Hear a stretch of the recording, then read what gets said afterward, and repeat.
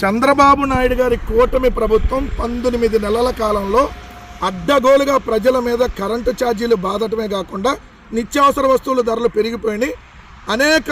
అనేక రూపాల్లో రిజిస్ట్రేషన్ ఛార్జీలు కానీ ఇలా అనేకం పెంచేసి ప్రజలనెత్తిన భారం వేసింది. అది కాకుండా ఇప్పుడు సంక్రాంతి కానుకగా 13,100 కోట్ల రూపాయలు బాధపోతా ఉంది. 13,100 కోట్లు సంక్రాంతి కానుకగా ప్రజలనెత్తిన బాధతా ఉన్నారు చంద్రబాబు నాయుడు గారు. ఆన్లైన్ గేమింగ్ ద్వారా 1,400 కోట్లు, స్థానిక సంస్థల వినోద పన్ను ద్వారా 2,300 కోట్లు, రెండో మూడో స్థాయి అమ్మకాలపై వ్యాట్ ద్వారా 1,300 కోట్లు, వృత్తి పన్ను పెంపు ద్వారా 400 కోట్లు, స్టేట్ జీఎస్టీపై 1% సెస్తో 4,700 కోట్లు, ఆంధ్రప్రదేశ్ లాటరీ ద్వారా 3,000 కోట్లు. ఆంధ్రప్రదేశ్లో లాటరీని తీసుకొని వచ్చి లాటరీ ద్వారా కూడా ప్రజలనెత్తిన బాధపోతూ ఉన్నారు. ఇంకేదన్నా అఫీషియల్గా అట్లాంటి కార్యక్రమాలకు కూడా లైసెన్సులు ఇచ్చేస్తే పోయింది కదా చంద్రబాబు నాయుడు గారు. అట్లాంటి కార్యక్రమాలు తెలుసు కదా. లాటరీలు తీసుకొని వచ్చారు. ఓ పక్క విచ్చలవిడిగా పేకాట క్లబ్బులు నడుస్తూ ఉన్నాయి, విచ్చలవిడిగా ఏర్లై మద్యం పారుతూ ఉంది. గుడి వైన్స్, బడి వైన్స్, గుడి పక్కన బెల్ట్ షాపు, బడి పక్కన బెల్ట్ షాపు, రాష్ట్రంలో 1,00,000కు పైగా బెల్ట్ షాపులు నడుస్తూ ఉన్నాయి. ఈరోజు ఏదైతే ఎక్కడికక్కడ పేకాట క్లబ్బులు ప్రతి నియోజకవర్గాల్లో ప్రతి మండలాల్లో ఈరోజు పేకాట క్లబ్బులు నిర్వహిస్తూ ఉన్నారు.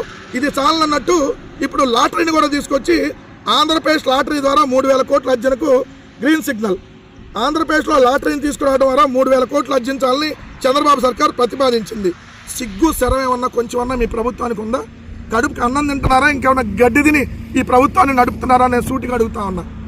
ప్రజలనెత్తిన ఎన్ని రకాలుగా బాధాలో అన్ని రకాలుగా బాధారు. ఇంకెందుకు ఎక్కడికక్కడ మీరే బహిరంగ ప్రభుత్వం ఏదైతే పేకాట క్లబ్బులు ప్రభుత్వం ఓపెన్ చేసాను డైరెక్ట్గా. పేకాట క్లబ్బులు లేదంటే నైట్ రికార్డింగ్ డాన్సులు కూడా పెట్టింది 4 రోజులు పోతుంది డైరెక్ట్ ప్రభుత్వం. దాని ద్వారా కూడా డబ్బులు వస్తాయి కాబట్టి దాని ద్వారా కూడా పెడతారు. ఇంకేదైనా లత్కోర్ కార్యక్రమాలు చేస్తారు మీరు. సిగ్గా శర్మ 3,00,000 కోట్లు అప్పులు చేశారు. ఆ అప్పులు ఏం చేశారు? ఇప్పటి వరకు అతిగతి లేదు.